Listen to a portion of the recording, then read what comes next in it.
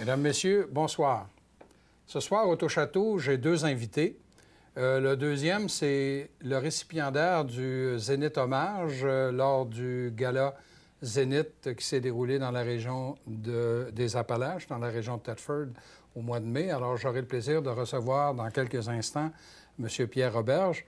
Mais pour débuter l'émission, j'ai un chroniqueur que vous avez vu il y a 2 semaines, Martin Cloutier de la CEF Appalaches, Beauce, Etchemin. Hey, je me suis pas trompé. Bonsoir, Martin. Bonsoir, Pierre. Je t'ai posé des questions il y a 2 semaines sur les restrictions budgétaires ou l'austérité, puis tu me disais que ça touchait beaucoup. Oui. Puis ce soir, tu veux aborder un point particulier. Tu appelles ça le revenu minimum garanti. Oui. C'est quoi ça? Qu'est-ce que c'est? Est-ce que ça a un rapport avec le salaire minimum? Non, pas vraiment, c'est ça. D'abord, il y a toutes sortes de façons d'appeler cette chose-là, cette idée-là qui est pas très connue. On appelle ça des fois le revenu minimum garanti, des fois un revenu de base, des fois une allocation universelle.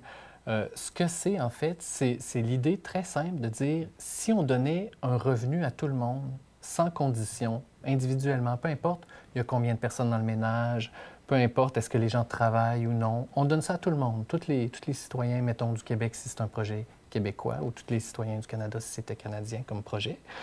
Alors, un revenu minimum de base qui couvrirait les besoins essentiels, admettons.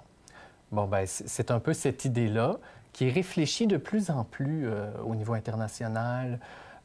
Puis, il y a 2 semaines, c'était la Semaine internationale pour un revenu de base qui était soulignée à plusieurs endroits au Québec. Puis nous, on s'est dit, la CEF, bien, Colin, c'est une idée quand même, elle peut paraître utopique, mais c'est une idée qui nous semble aussi intéressante à certains points de vue. Puis on s'est dit, on veut y réfléchir, nous autres, à la CEF, puis y réfléchir aussi dans notre regroupement international. Puis on s'est dit, on va saisir l'occasion de cette semaine-là pour y réfléchir, mais avec le public aussi, si ça les intéresse. Puis on continuera, nous, la réflexion par la suite pour voir dans quelle mesure c'est intéressant ou pas, là, mais...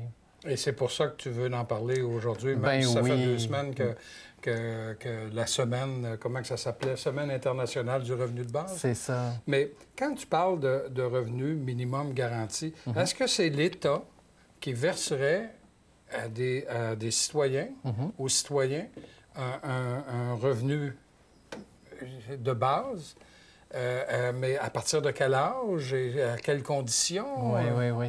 Bien, ça, la mécanique de ça, il y a plein de scénarios, il y a plein de façons de l'imaginer. Puis c'est ce qu'on voyait dans le film du petit cinéma Causerie qu'on a fait le 14 septembre.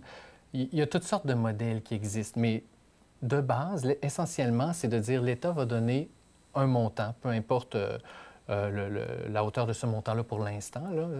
C'est des détails à déterminer, mettons, démocratiquement.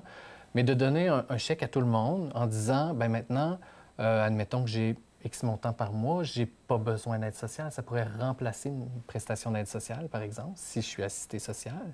Et si je ne suis pas assisté social, bien ça s'ajoute à mes revenus. Ça me fait un socle à partir duquel, si je travaille, bien je bonifie encore plus les revenus mes revenus personnels ou les revenus de mon ménage.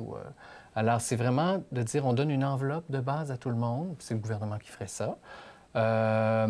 Et tous les gens, après ça, bien, décident si on travaille, bien, c'est des revenus supplémentaires qui viennent s'ajouter. Mais là, il y a la question qui se pose, comment on va financer tout ça? Hein? Sûrement que vous êtes en train de penser à ça. Et ça aussi, il y a plein de modèles qui existent, qui vont de des choses que je vous le dis tout de suite, je ne connais pas ça, la création monétaire, mais qui passent par la fiscalité. Il y a toutes sortes d'angles d'approche. Et plusieurs penseurs bien, se disent, juste par la fiscalité, les gens, à mesure qu'ils déclarent leurs revenus de travail, bien, ça pourrait venir financer tranquillement et repayer la prestation qu'ils ont déjà reçue là, sous forme d'allocation universelle. Il y a des modèles, ça a été compté comme de quoi Est-ce qui s'est passé. un pays, à quelque part, qui offre ce principe de revenu minimum garanti, un revenu de base? On ne trouve pas ça dans aucun pays à l'instant. Il y a des projets pilotes un peu partout qui ont été essayés. je vous dirais, ça a été essayé dans des villages en Inde, ça a été essayé en Afrique, puis ça l'a justement redynamisé des villages qui étaient très pauvres. Ça l'a enrichi des villages, des projets comme ça. Oui, mais il n'y aurait pas un danger que la personne qui reçoit un chèque à chaque mois décide de... C'est assez, moi. La Dolce Vita, là. Oui, c'est ça. Oui. Je veux dire, tu sais, les préjugés, là, Oui. moi, tantôt, je t'ai posé la question à savoir si ça avait rapport avec le salaire minimum. Tu me dis non. Tu me dis ça pourrait peut-être remplacer, d'une certaine façon, l'aide sociale. Mais combien de fois entendons-nous ce préjugé de dire « Ah, les BS sont bien, ils font rien, puis sont payés. Et là, tu m'arrives avec un revenu minimum garanti. Et tu as besoin de te dire que les préjugés vont... ça va courir? Oui, c'est ça. Bien, je vais répondre à ça en deux volets. Premièrement, en donnant un revenu comme ça à tout le monde, on arrête d'ostraciser les prestataires. C'est plus des gens qui le reçoivent puis qu'on présume qu'ils se font la belle vie avec un chèque de 600 $ par mois. Il faut se le rappeler aussi, c'est quoi le montant de l'aide sociale. Mais les politiques ici, quand ils pensent à ce projet-là, s'imaginent aussi, ça va être quoi l'impact sur le travail? Parce qu'on présume qu'il peut y en avoir un. Puis il y a justement un projet pilote. Je parlais qu'il y en avait un peu partout dans le monde, des projets pilotes. Bien, au Canada, ça a été testé, ça. Ça n'a pas été testé à l'échelle du Canada au complet, mais ça a été testé dans les années 70, entre 74 et 79, si je ne me trompe pas, dans la ville de Dauphin, au Manitoba. On a dit aux habitants, bien, écoutez, si vous voulez, on va vous donner un chèque tous les mois, puis on va tester ça. On va vous donner l'équivalent de l'aide sociale, mais absolument sans condition. Vous n'avez rien à faire, vous n'avez pas à le gagner, vous n'avez pas à vous rendre admissible. Le seul critère pour le projet, c'était d'être citoyen, d'habiter cette ville-là en question. Et c'est ça, c'était pour mesurer justement, est-ce que les gens vont arrêter de travailler, vont-ils rester chez eux, écouter la TV? Et la réponse, c'est non. Le temps de travail de tous ces gens-là a diminué à peine, on dit d'environ 2 %. Et ce 2 %-là, global, c'est en fait des catégories de personnes qui ont réduit ou retardé leur retour au travail. Dans les études qui ont été faites par une chercheuse là, qui s'appelle Evelyne Forget, elle a étudié tous les rapports de ce projet-là. Et ce qu'elle voyait, c'est que les gens qui ne sont pas retournés au travail tout de suite, c'était des mères qui avaient décidé de prendre un peu plus leur temps après avoir accouché pour retourner travailler, ou des rentrées progressives, ou des semaines un petit peu plus légères. Et les adolescents, les adolescentes qui sont retournés plus à l'école ou ont poursuivi leurs études plus longtemps, le taux de scolarité a augmenté. La 12e année, là-bas, il y a eu beaucoup plus d'inscriptions en 12e année qu'il y avait même de finissants en 11e, l'année précédente. Il y a vraiment eu un retour aux études. Donc, ça a eu un impact positif sur ce côté-là? Oui. Puis tu dis que ça a eu lieu dans les années 70? Oui, si je ne me trompe pas, c'est entre 74 et 79. Et ça ne s'est pas poursuivi?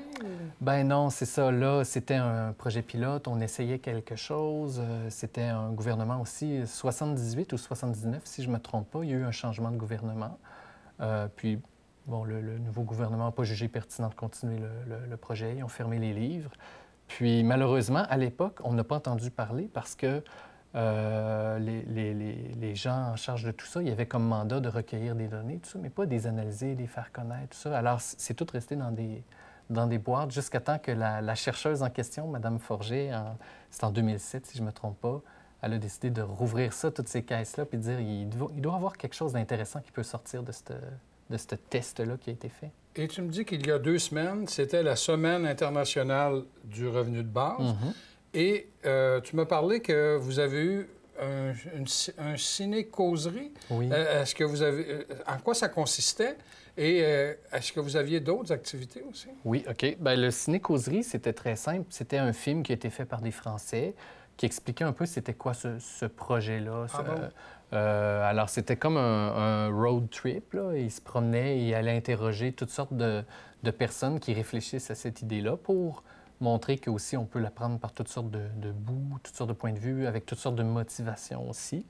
Et c'est pas le fin mot sur le mot final sur cette idée-là. C'est vraiment pour lancer une discussion, ce film-là. C'est pour ça que c'était aussi une causerie. Alors, de façon conviviale, on grignotait un peu, puis on jasait de à quoi ça nous faisait penser. Nous, par exemple, à la CEF, en quoi on trouve ça intéressant, ne serait-ce que par rapport à l'aide sociale. Ça, j'en ai parlé tantôt, mais aussi pour tous les ménages à faible revenu qui ont des problèmes d'endettement, qui font face à des hausses de tarifs, à des hausses de taxes aussi. On entend parler de ça dans les médias ce temps-ci.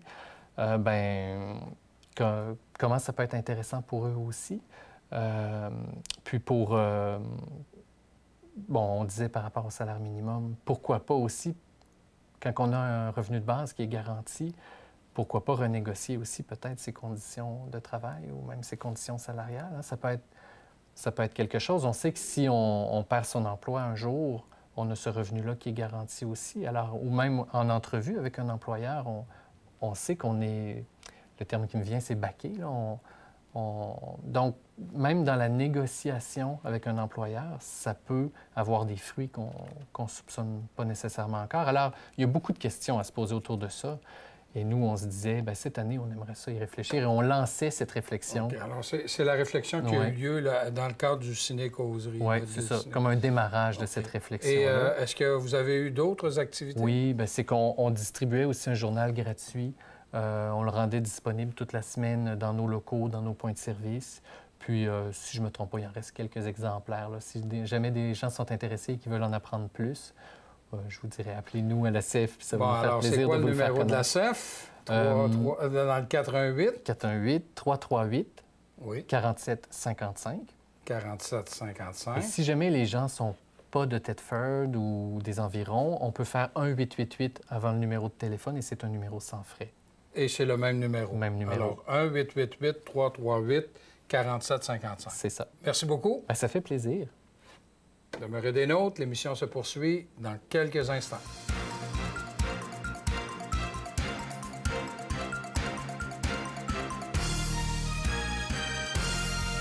Tel que promis, au début de l'émission, j'ai le plaisir d'avoir à mes côtés le récipiendaire du prix Zénith Hommage lors du dernier gala Zénith qui s'est déroulé au mois de mai 2015. Je veux parler de M. Pierre Roberge. Bonsoir, Pierre. Bonsoir, Pierre. Félicitations, encore une fois. Merci. Pourquoi qu'un gars comme Pierre Roberge a remporté le prix Zénith Hommage? La belle question. Oui, je ne sais pas beaucoup, mais sauf qu'il y a eu un comité de sélection, probablement, et puis il y a un monsieur qui s'est présenté chez moi. Oui. Donc, toi, et puis qui est venu m'annoncer ça. Puis honnêtement, j'ai été surpris. Parce que je ne me pensais pas encore assez vieux. Oui, mais c'est pas une question d'âge, ça. Même si dans le mot, il y a le mot âge, hommage. C'est ça. Oui.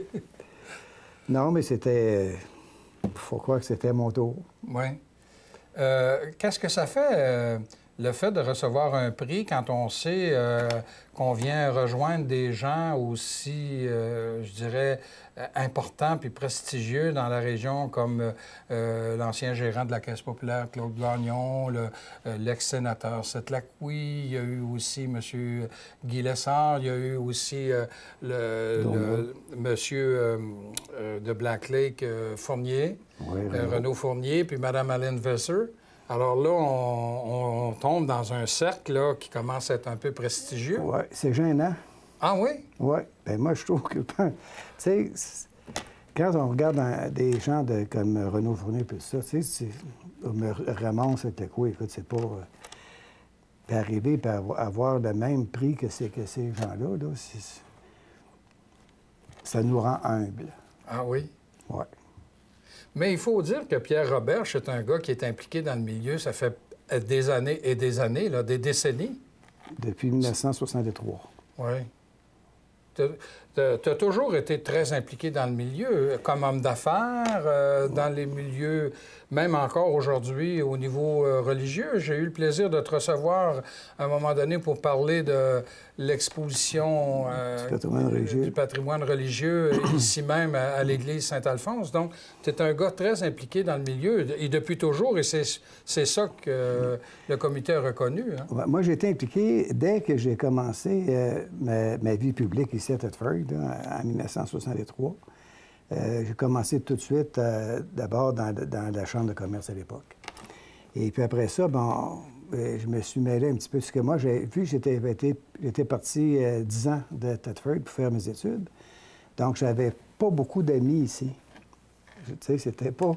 Mes amis que j'avais à l'époque des écoles primaires, tout ça, ils s'étaient fait d'autres amis. Donc, j'arrivais comme presque un inconnu dans ma ville, là. Donc là, il a fallu que je rencontre du monde, surtout dans le domaine où j'étais, dans les services financiers. Il fallait que je rencontre des gens. Et là, c'est là que j'ai été, entre autres, dans la Chambre de commerce pour commencer. Puis aussi, je me suis impliqué dans d'autres organisations qui avaient besoin de bénévoles. Puis moi, bien, j'étais disponible pour le faire, là. Moi, je regarde, dans ma famille, il y avait mon père puis ma mère qui était impliquée beaucoup aussi dans des organisations. Donc, on dit toujours que la pomme tombe près de l'arbre, hein? Moi, je faisais du bénévolat. Et moi, c'était comme une seconde nature. Il fallait qu'on fasse du bénévolat. Ouais. Puis c'était le fun, tu sais, puis j'en ai fait beaucoup. On dirait que plus qu'on en fait, dans des organisations différentes. Parce que moi, j'ai été... tu parlais du domaine religieux tout à l'heure, il y a eu le domaine des affaires, il y a eu le domaine social. On est fait dans quelques organisations. Une quinzaine, certains, d'organisations différentes. Mais tu as toujours été un homme d'affaires très impliqué dans le milieu.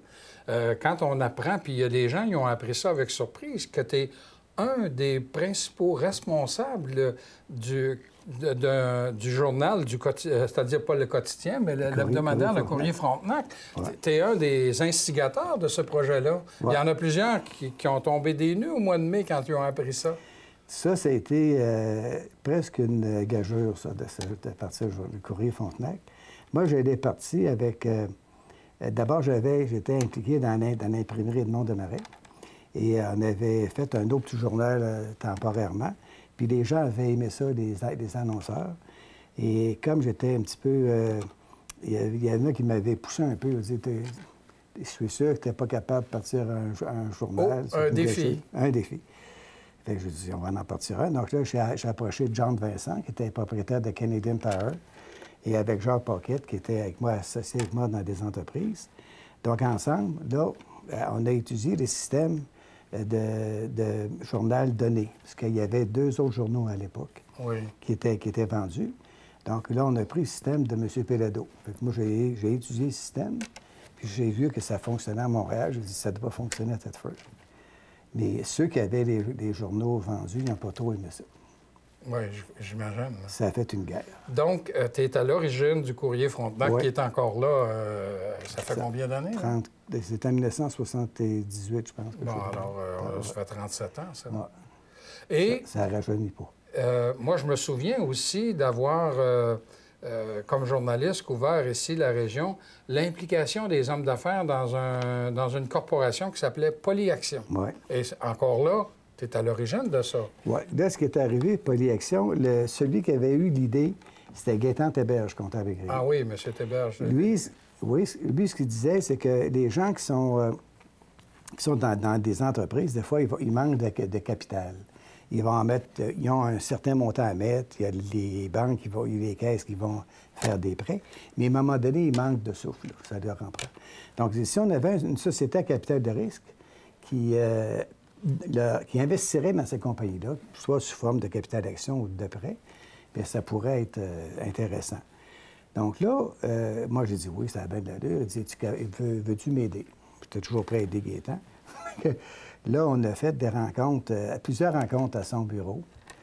Puis là, de différentes personnes à Thetford. Puis là, ce que ça fait à peu près 1 an, là, on a fait le tri, celles des personnes qu'on croyait qui étaient intéressées. Et là, on a formé la compagnie Polyaction. Puis cette compagnie-là a survécu a été en opération pendant 21 ans. Moi, j'ai été trésorier pendant 10 ans, pendant 22 ans, je veux dire. Puis les 12 dernières années, j'étais président. Donc, on avait plusieurs entreprises. Puis... Dont la fonderie. Fonderie Thetford. La fonderie, là, quand on dit Saint-Noël. Oui, il y avait la fonderie Thetford. Il y avait des produits Régal.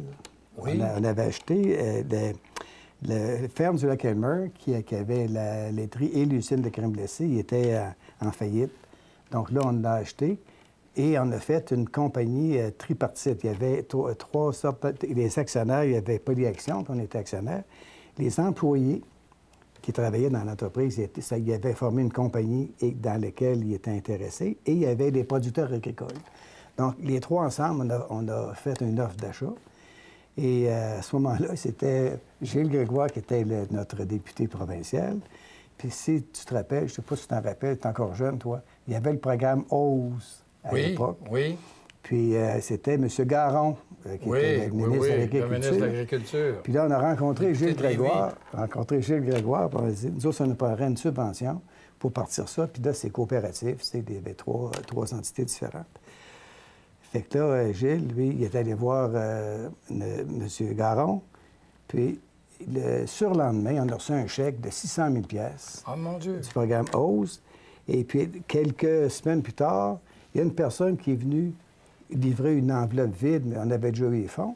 C'était Mme Pauline Marois, qui était ministre des Affaires sociales, et ça dépendait de son ministère. Ah bon? Donc, elle était toute jeune en politique à l'époque, là. C'était 1978-79, ça. Ah bon? Puis c'est elle qui était venue nous faire la livraison à ce moment-là. Tu es un grand défenseur de la région. Oui. Et les gens qui ont assisté au Gala Zénith au mois de mai s'en sont rendus compte.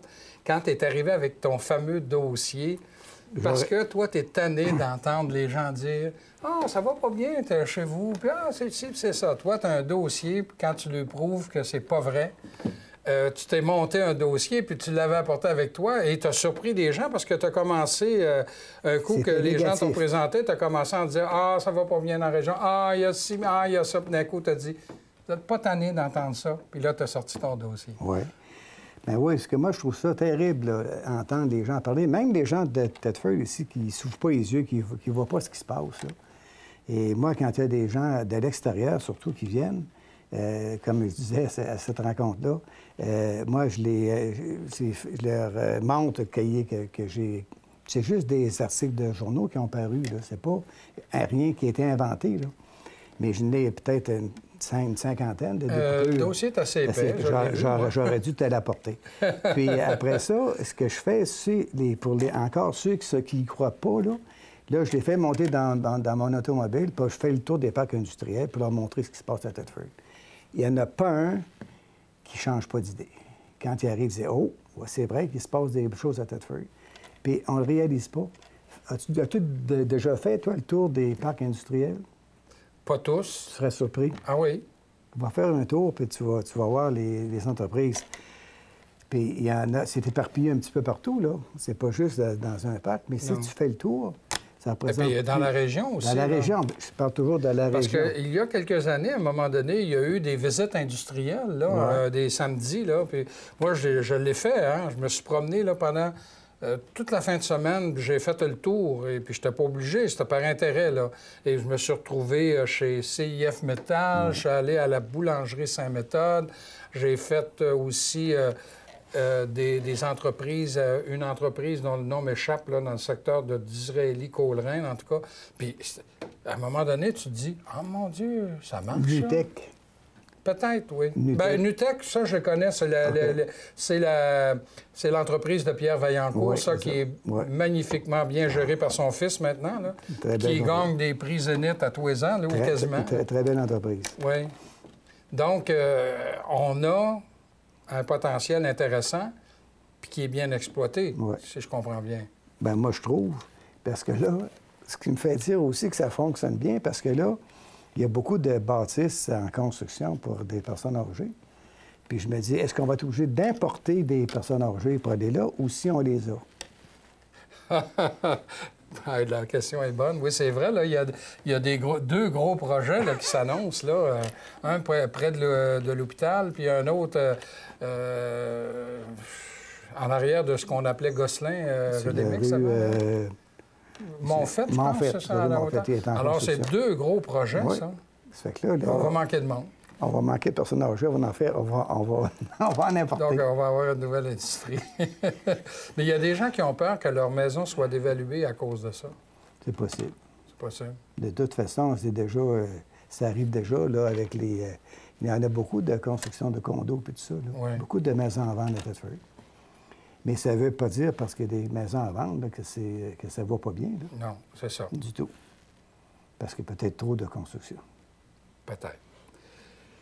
Bien, voilà. Pierre, l'émission est déjà terminée. J'avais le plaisir d'avoir à mes côtés le récipiendaire du prix Zénith Hommage lors du dernier gala Zénith qui s'est déroulé au mois de mai 2015, M. Pierre Roberge. Encore une fois, félicitations. Merci. Il faut faire que je revienne pour la suite. Ah, ben oui. Ah, ça, moi, je suis toujours ouvert. Il s'agit juste d'en parler à Mario. Alors, vous, je vous invite à nous revenir la semaine prochaine.